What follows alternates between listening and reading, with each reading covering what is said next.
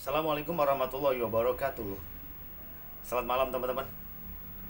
Apa kabar Anda di kesempatan hari ini? Sengaja saya mengambil momen ini untuk malam hari. Kenapa? Biar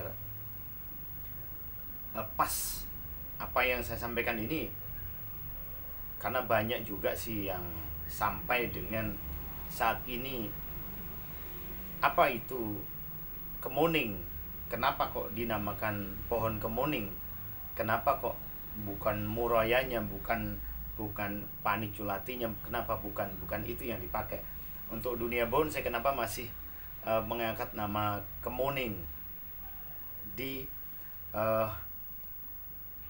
bagaimana seluruh seniman-seniman bonsai ini sangat jarang untuk eh, menanam kemuning.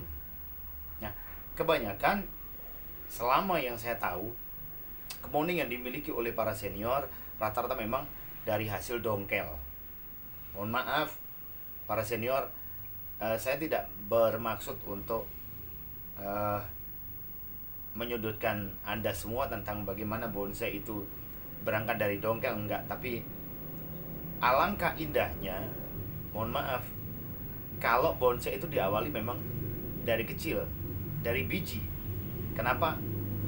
Karena sejak awal, sejak adanya bonsai dari eh, negara tetangga yang kita kenal, mereka membuat bonsai itu memang betul-betul dari biji, dan dia mempertahankan tingkat pertumbuhannya sehingga menjadi bonsai yang memang namanya saja sudah bonsai kecil, tapi memang betul-betul tua, besar, dan tingginya tidak sesuai dengan kenyataan yang ada. Ini mulai dari awal kesempurnaan dari perakaran, kemudian dari batangnya, dari cabangnya, dari rantingnya, dari anak rantingnya, dari cucu rantingnya, sampai dari cucu rantingnya, dan perkembangan daun sampai dengan membentuk piramidnya, segitiganya, seperti halnya pohon yang ada di alam. Ini sudah agak jarang dilakukan oleh seniman-seniman bonsai. Maka malam hari ini saya ingin menyampaikan, saya ingin kembali lagi ke asal muasalnya, seperti apa bonsai itu dalam perkembangan sampai saat ini. Nah, teman-teman, mohon maaf, saya tidak mengajak Anda untuk lebih lama dalam pembuatan bonsai.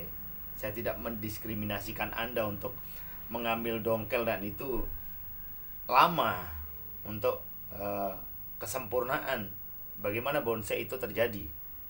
Tapi kalau dari kecil, ya saya yakin dan itu akan jauh lebih cepat dibanding dari kita mendongkel. Kenapa? Contoh saja, saya tidak mau berbicara tentang pohon yang lain. Kenapa? Karena di depan saya ini ada kemuning-kemuning Jepang dan kemuning jenar yang saya lagi pajang untuk menemani saya berbicara di hadapan Anda. Kita bahas satu persatu. Bagaimana kita mendongkel di alam, kemudian kita mempertahankan ketinggian di alam. Nggak mungkin kita bawa pulang, pasti kita akan potong sesuai dengan keinginan kita. Pohon itu sebesar apa? Contoh, sebesar sebesar lengan kita. Maka tingginya mau tidak mau harus pakai, kalau bisa di small itu ideal. Kalau mungkin lebih tinggi, kayaknya untuk pandangan agak jauh, saya kira kurang cantik dan itu kurang sempurna kalau kita potong. Kemudian misalnya batang itu segenggam begini, maka untuk keseimbangan cabangnya akan memerlukan berapa lama untuk mereka bercabang ini, membentuk ini berapa lama. Kalau jenis Pisces mungkin lebih cepat, tapi untuk jenis kemuning, untuk jenis yang berbatang agak lama tumbuhnya, sangat susah, membutuhkan kesabaran dan ketelatenan. Tapi itu hak prerogatif panjenengan untuk melakukannya dan membuat bonsai seideal mungkin dengan menggali atau mendongkel dari alam. Monggo saja. Cuman untuk mempercepat mendapatkan satu bentuk yang ideal, secara pribadi saya lebih cocoknya lagi, saya lebih senang lagi kalau dari biji. Dalam kurun waktu 1 tahun saja, saya sudah mendapatkan bakalan-bakalan yang seperti ini. Maka 2, 3, 4, 5 tahun ke depan, saya mempertahankan ketinggian pohon ini, ketinggian kemuning ini.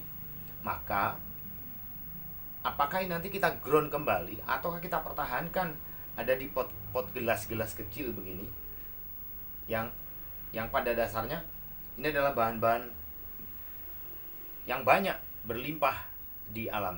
Kemudian kalau pot-potnya sudahlah, kita tidak usah berbicara tentang potnya, tapi bagaimana kita mempertahankan pohon ini tumbuh tetap kecil di media yang kecil, maka akan menjadi bentuk bonsai yang kecil dan dia tetap dengan tua. Kembali lagi ke alam, pohon yang terhimpit, pohon yang terdesak oleh temannya, pohon yang kejepit di antara karang-karang, itu justru yang Anda cari. Mohon maaf, beberapa pohon yang bentuk langsung jadi di alam dan rata-rata mereka sengsara.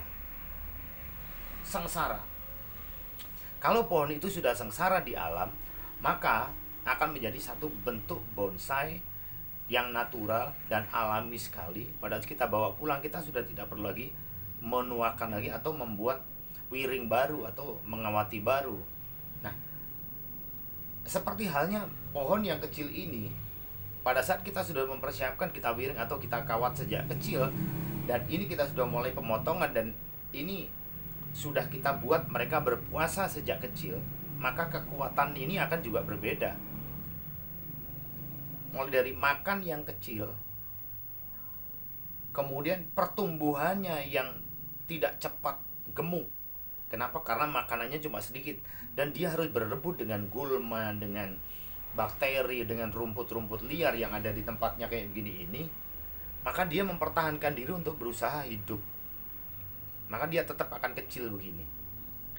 Nah, dalam bentuk mame begini, teman-teman, bentuk mame begini, ya, dalam kurun waktu 1 tahun, terkesan tuanya sudah kita dapat, kemudian cabang sudah kita dapat, ranting sudah kita dapat. Maka untuk lebih mempercepat pertumbuhannya, maka kembali lagi kita akan ground. Tapi saya yakin batangnya akan kembali lagi muda. Dan beberapa contoh saya sudah ada. Kenapa? Karena keilmuan yang dimiliki oleh para senior yang dengan proses ground atau dengan proses penghimpitan sekaligus kita membuat mini bonsai atau mame bonsai ini dengan sedikit menekan makanannya, maka saya akan mendapatkan pohon-pohon yang tua, yang kecil dengan ketinggian yang proporsional dan profesional. Tapi itu tergantung dengan keilmuan yang saya miliki untuk mengelola bagaimana pohon ini bisa hidup terus-menerus di tempat yang kecil. Pertanyaannya kan begitu. Nah, buktinya dari para senior yang sudah membuat bonsai kecil mame dengan kondisi pot yang kecil ini, dicangkir-cangkir begini, dia bisa hidup bertahun-tahun tanpa harus mengganti media. Mohon maaf, dalam kurun waktu 1 tahun tanpa harus mengganti media, bahkan 2 tahun, dan saya mendapatkan pengalaman itu, hasilnya jauh lebih alami dan terkesan tuanya jauh lebih tua. Pada saat begini, mohon maaf, secara logika, manusia berpuasa dalam kurun waktu 1, 2, 3, 4, 5, 6, 7 hari, badannya akan terlihat lebih tua. Dan pada saat itu selesai dia berpuasa dan berbuka, maka kembali akan berbadan segar, dan dia akan kembali lagi muda. Seperti halnya dengan pohon kemuning, teman-teman. Kalau sudah kelihatan tua begini, kemudian kita ground lagi, maka dia akan kembali lagi muda dan memperlihatkan karakter kemuningnya. Ini Ini sekelumit perasaan saya sih. Kalau Anda tidak setuju, boleh-boleh saja, karena kita berbeda pandangan. Tapi kan tidak boleh emosi, ya kan? Tidak boleh emosi, ya. Maka pendapat ini hanya sebatas pengetahuan saya sebagai manusia, bukan sebagai si pencipta pohon itu sendiri. Karena pohon dan saya sama-sama dicipta. Nah, pandangan-pandangan ini, kalau menurut Anda seperti apa, Anda boleh mengklarifikasi, Anda boleh menyanggah, Anda boleh menyalahkan. Dan saya alhamdulillah. Kenapa? Karena dengan segala kekurangan saya, dengan segala ketidakmampuan saya yang diberikan ilmu oleh Allah Subhanahu wa taala, oleh Tuhan Yang Maha Esa, sehingga berani mengupas atau menyampaikan hal semacam ini sesuai dengan gambaran yang alam, yang ada di alam maksud saya. Dan ini saya munculkan di antara pot atau cangkir-cangkir yang pada dasarnya ini bukan tempatnya tumbuhan, ini adalah tempatnya minum. Tapi kalau kita manfaatkan, boleh-boleh saja, karena sebatas wadah. Karena pot adalah wadah tanaman untuk ditanam di dalam pot. Ini saya anggap potnya.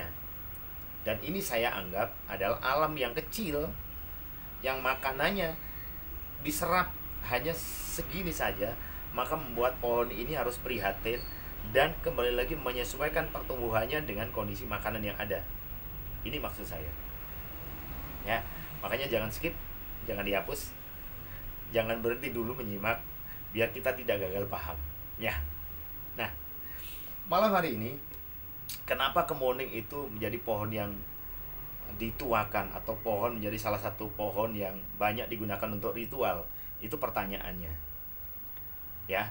Banyak berkali-kali saya di channel sebelumnya, kemuning digunakan untuk ngarak manten, temu penganten. Itu di kembar mayangnya itu selalu ada pohon kemuning. Coba Anda teliti di wilayah Jawa terutama, atau mungkin di luar Jawa yang saya belum pernah tahu bagaimana adat istiadat atau adat acara pernikahan. Di situ pada saat ada kembar mayang, janur, dan rangkaian-rangkaian tumbuh-tumbuhan, itu pasti ada kemuningnya. Kemudian di Jawa dinamakan ada kemuning jenar. Ada satu kisah, untuk mencapai kesempurnaan manusia untuk menghadap kepada Tuhan Yang Maha Esa, kepada Allah Subhanahu wa taala, harus jenar, harus menyala dulu. Yang pada dasarnya memang kita dibuat dari awalnya adalah dari cahaya. Kemudian kita jadi tanah. Kemudian nanti bagaimana kembali ke Sang Halik, kepada Allah Subhanahu wa taala, sesuai dengan jenarnya. Sekelumit ini yang saya sampaikan untuk Anda. Mudah-mudahan ini menjadi evaluasi, sekaligus kita kembali lagi ke alam seperti habitatnya, membuat bonsai yang lebih cepat dan lebih ideal. Dan kesan tuanya kita tidak memaksa sekaligus, tapi mengajak prihatin bonsai ini seperti hanya di alam.